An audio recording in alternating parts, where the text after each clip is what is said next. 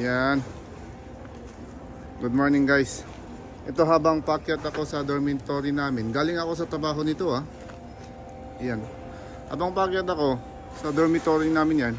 Wala man akong nakitang delikado dyan sa may pinto. Pero iyon nakita kong delikado. May nang babato ng snow. Hi! Yan.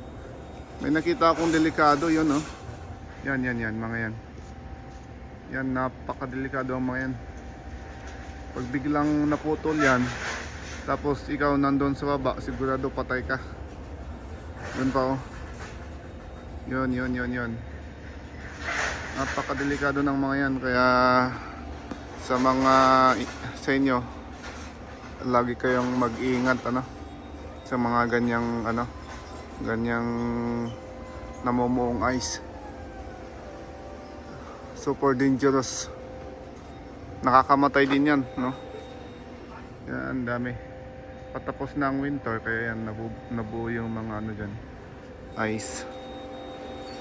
Saka yung, alam nyo yung mga Vietnamese dito, dugyot talaga.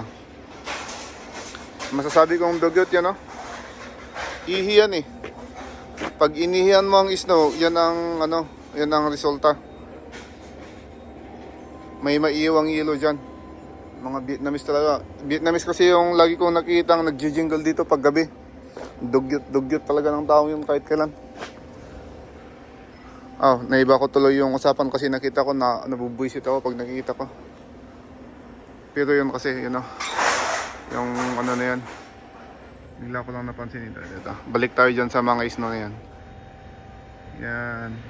Be careful sa mga ganyan guys. Nakakamatay yan. Subukan kong batuhin Kuha ko ng snow. Subukan nating ilaglag. Wait lang Ay mabo. Ay! Grabe ang lamig.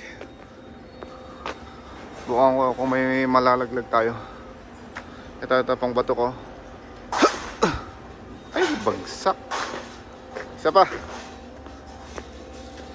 Sa sobrang lamig ng kamay ko, di ko may hagis Ito pa. Laglag natin yung mga namumong snow.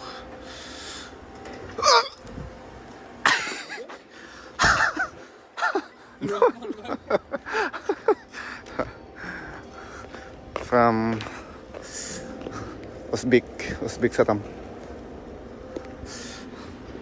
Diba? Tignan ko kung may malalaglag ako. 1, 2. Ayun! Ayan, delikado. Kunin natin. Laglag nga. Delikado siya. Ayun. Ay, hindi. Masyadong nawasak. Ito.